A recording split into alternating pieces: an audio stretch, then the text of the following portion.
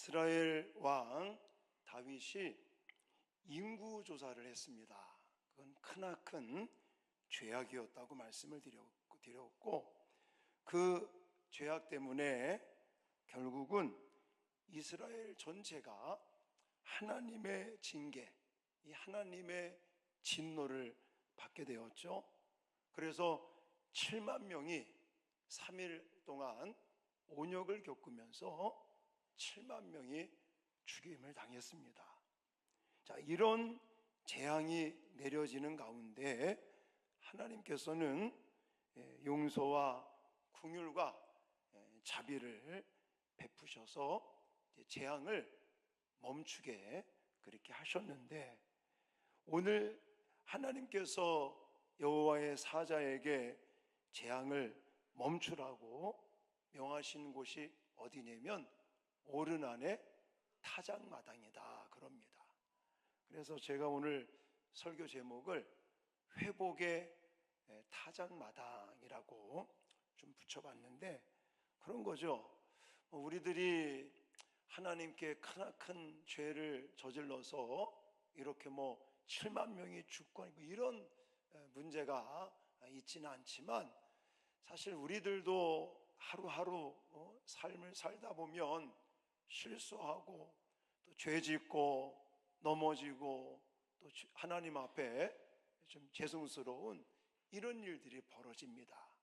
그렇게 되면 또 하나님과 우리와의 관계가 멀어지게 되고, 그래서 하나님과 우리와의 관계가 또 별로 좋지 않고 이러면 참 손해보는 것은 우리들이겠죠.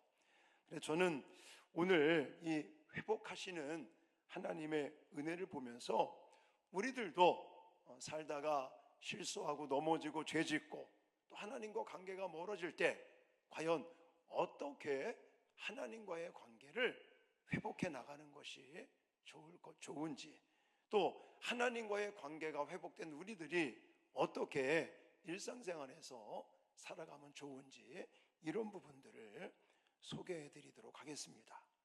자, 아까도 말씀드렸지만 타작마당이라고 하는 곳은 추수한 곡식들을 타작하기 위해서 평지보다 조금 높은 지역에 마련된 넓고 편편한 그런 마당을 말하는데, 아까 오르난의 타작마당이라고 그랬죠.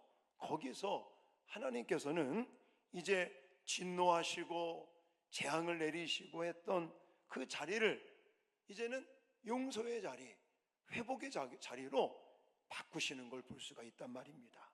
자, 이런 장면을 보면서 우리들도 이런 회복을 위해서 무엇이 필요하고 어떻게 하는 것이 좋은지 오늘 간단하게 좀 말씀을 드리려고 하는데, 첫 번째는 진실한 회개가 있었다라는 것을 기억하시기 바랍니다. 자, 16절과 17절을 다 읽진 않고 제가 준비한 PPT를 보시면서 같이 읽겠습니다. 시작. 다윗이 장로들과 더불어 굵은 배를 입고 얼굴을 땅에 대고 엎드려 하나님께 아뢰되, 명령하여 백성을 계수하게 한 자가 내가 아니니이까? 범죄하고 악을 행한 자는 곧 나이니이다. 이 양 떼는 무엇을 행하였나이까? 청하건대 나의 하나님 여호와여, 주의 손으로 나와 내 아버지의 집을 치시고 주의 백성에게 재앙을 내리지 마옵소서 하니라. 아멘. 자, 다윗은요, 장로들과 함께 굵은 베옷을 입습니다. 굵은 베옷을 입고 얼굴을 땅에 대고 엎드렸다, 이렇게 표현하고 있습니다. 자, 그러면서 뭐라고 말합니까? 범죄하고 악을 행한 자가 누구라고 그래요? 나니이다. 제가 그랬습니다. 자, 이 장면을 가만히 생각해 보면 참회의 기도를 드리는 걸 볼 수가 있죠. 자, 성경에 보시면 굵은 베옷을 입고 죄를 뒤집어 쓰고 엎드려, 이게 뭐 하는 사람의 모습입니까? 회개하는 사람의 일반적인 외형적인 그런 자세의 모습이라고 말할 수 있습니다. 자, 다윗은 자신이 행한 인구조사, 그것이 큰 범죄였고, 그것으로 말미암아 온 나라에 3일 동안 온역이라고 하는 하나님의 진노, 하나님의 재앙이 내리면서 이 원인, 이 죄악이 다른 사람이 아니라 바로 제가 내 자신의 범죄라는 것을 인정하고 고백하고 하나님 앞에 철저하게 엎드리는 것을 볼 수가 있습니다. 다윗은 모든 범죄의 책임이 누구한테 있다고 하는 거예요? 나에게 있습니다. 이렇게 말하면서 우리가 읽었지만 여기 보면 1인칭을 많이 쓰고 있는 거예요.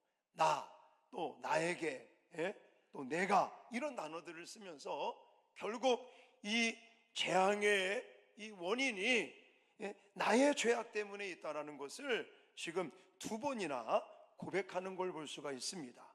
자, 이런 다윗의 진실된 회개는 하나님의 마음을 움직였습니다. 그리고 하나님께서 천사의 공격을 멈추게 하게 하셨다는 것입니다. 이 장소가 어디라고요? 바로 타작마당, 오른 안에 타작마당이었는데, 이 타작마당은 회복의 마당이요, 이렇게 회복의 마당이 되는 것은 다윗의 뭐부터 시작이 됐다? 회개, 진실된 회개로부터 시작이 되었다라는 거예요. 그리고 우리가 또 나중에 살펴보고 하겠지만 이 오른 안에 이 타작마당, 회복의 마당, 다윗이 하나님 앞에 베옷을 입고 얼굴을 땅에 엎드리며 통회하고 자복했던 진실한 이 회개하는 이 장소가 솔로몬을 통해서 짓게 되는 성전에 뭐가 되는지 아십니까? 터전이 된다는 거예요. 여러분, 우리는 무슨 문제가 생깁니다. 어려운 일들이 생깁니다. 그러면 우리는 자꾸만 어떻게 생각하냐면 남 탓을 많이 합니다. 누구 때문에 그렇다, 남편 때문에 그렇다, 아내 때문에 그렇다, 애들 때문에 그렇다, 부모님 때문에 그렇다. 자꾸만 남 탓을 해요. 문제가요, 해결되지 않습니다. 또 어떤 교회에 막 분쟁이 일어나고 싸움이 일어나고 교회에 막 힘들고 어려운 일이 생길 때 가만히 보십시오. 그러면요, 서로 남 탓을 하는 거예요. 목사 때문에 그렇다, 장로님 때문에 그렇다, 권사님 때문에 그렇다만, 이렇게 돼버리면 그 문제는 절대로 풀리지 않습니다. 오늘 이 다윗이 왕위에 올라서 인구조사를 하면서 문제가 생겼고, 그것으로 말미암아 하나님의 진노, 하나님의 재앙이 내리는 이 상황 속에서 다윗은 먼저 하나님 앞에 내 탓입니다, 나의 죄 때문에 그렇습니다, 자신의 죄를 인정하고 고백하며 하나님의 긍휼과 자비와 용서를 구하는 진실된 회개로 말미암아 하나님께서 재앙의 마당을 회복의 마당으로 바꾸셨다는 사실을 기억하시기 바랍니다. 여러분, 자신의 죄를 인정하며 회개하는 다윗은 그냥 주겠다고 하는 오른 안의 타작마당을 그냥 받지 않습니다. 정당한 가격을 지불하고 또 그것을 사고 하는 이런 장면들이 나오죠. 저는 이 이유가 물론 본문에 직접적으로 나와 있지는 않지만 그 이유는 이 다윗이 남의 것으로 예배를 드리고 제단을 쌓고 그래서 회복하겠다라는 이런 마음이 아니라 정성을 다해서 온전히 자기 것을 드리는, 자기 것을 이제는 드리기를 원하는 이 행동의 변화의 모습을 우리에게 보여주고 있다. 저는 그렇게 해석을 합니다.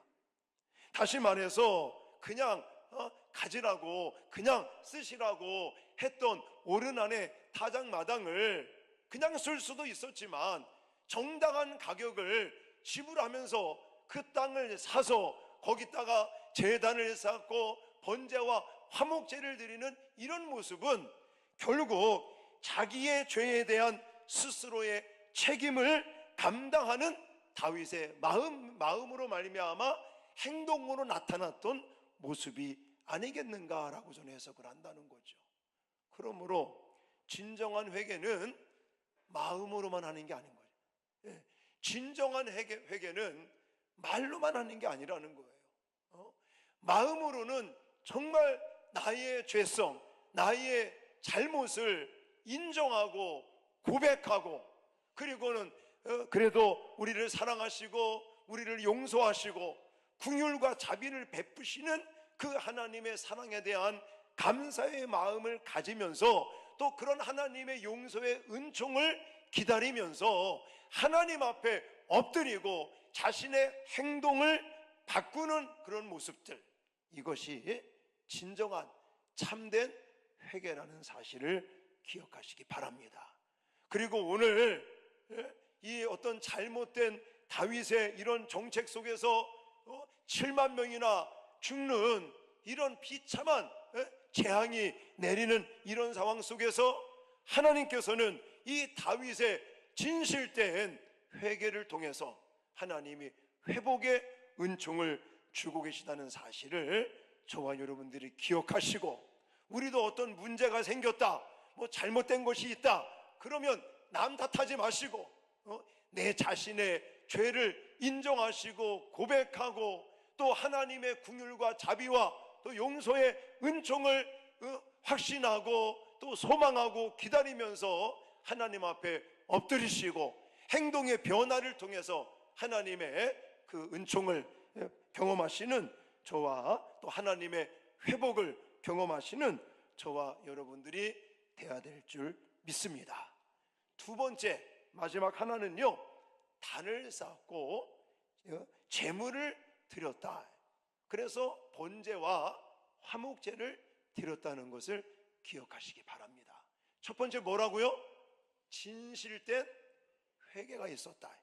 진실된 회개에는 세 가지 요소가 들어가는 거예요. 자기의 죄성을 인정하고 고백하는 것, 그 다음에는 하나님의 긍휼과 자비와 용서를 확신하고 또 기다리고 그거에 대한 감사의 마음을 갖는 것, 마지막으로 행동의 변화까지 추구하는 것이 진실된 회개다라는 것입니다.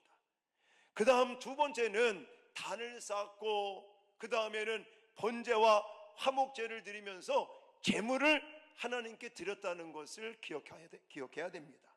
이걸 통해서 하나님은 재앙의 심판의 타작마당을 회복의 타작마당으로 바꾸셨다는 것인데, 자, 다윗은 오르난으로부터 타작마당을 구입하고 그 값을 치름으로 인간적인 책임을 다하는 것을 볼 수가 있고요.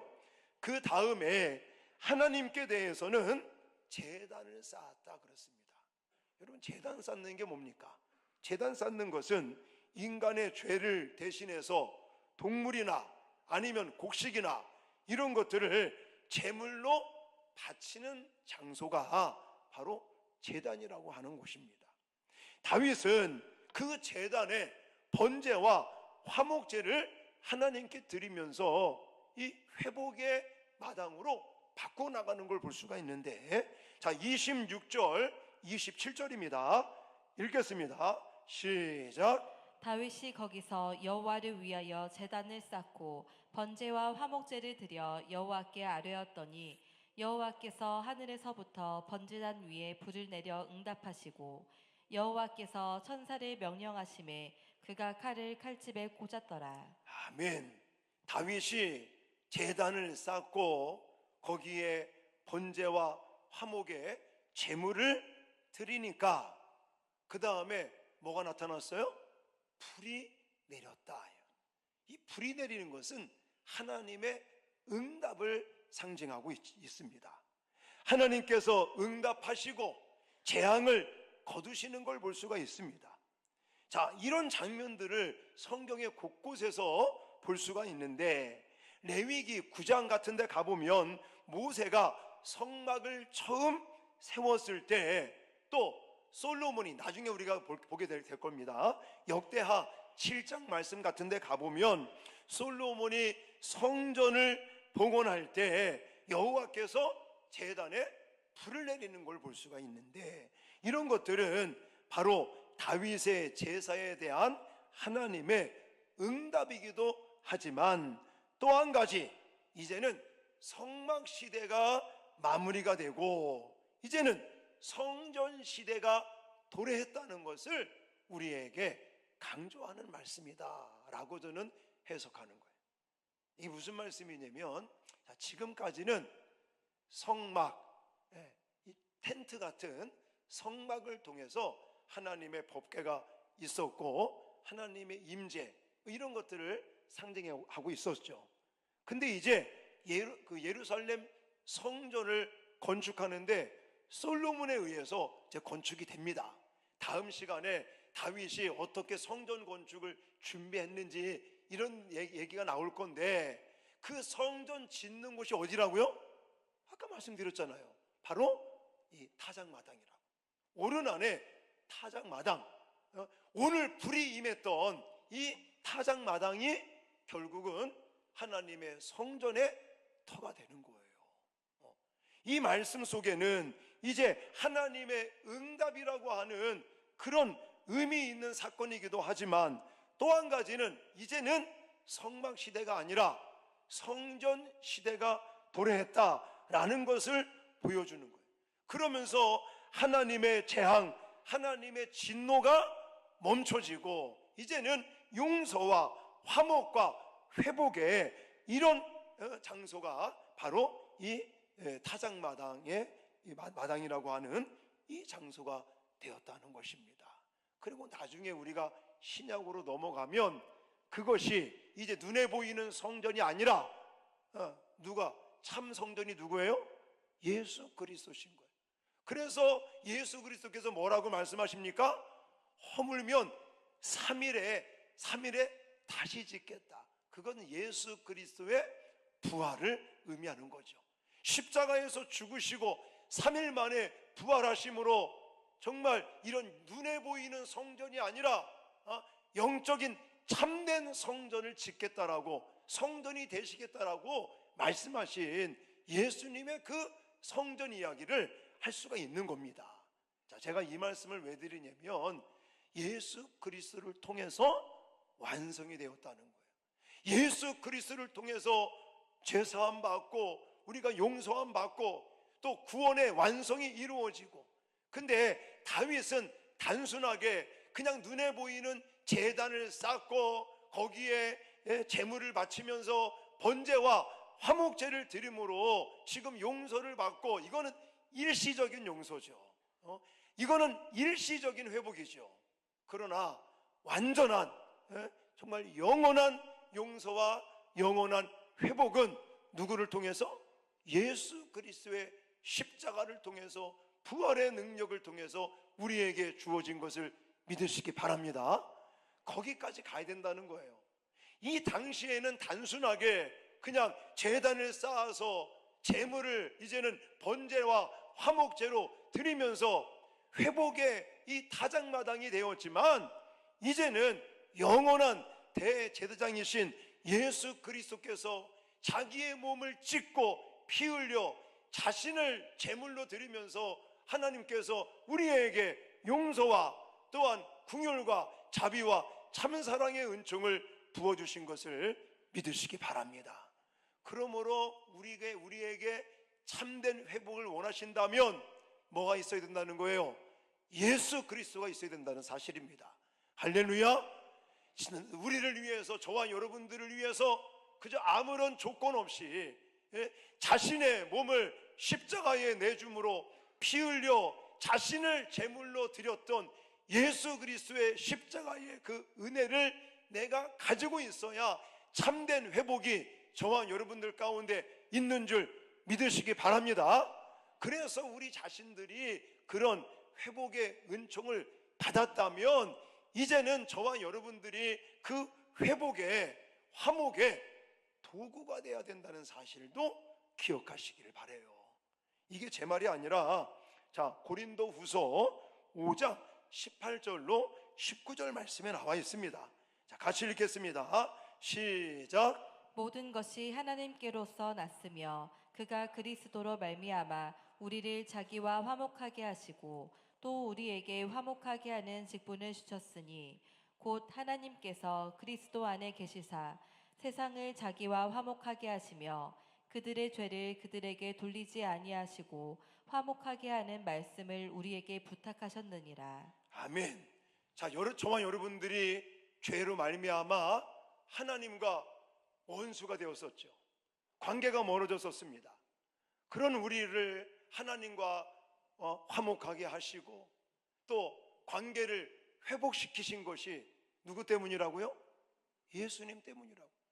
예수님께서 자기의 몸을 찢고 자기를 제물로 드림으로 이제는 일시적인 회복, 일시적인 화목이 아니라 영원한 화목, 영원한 회복을 우리에게 주셨단 말입니다. 그런 은혜를 받은 우리들은 이제 우리를 통해서 화목하게 하시는 직분을 주셨다라고 성경은 말하고 있는 거예요.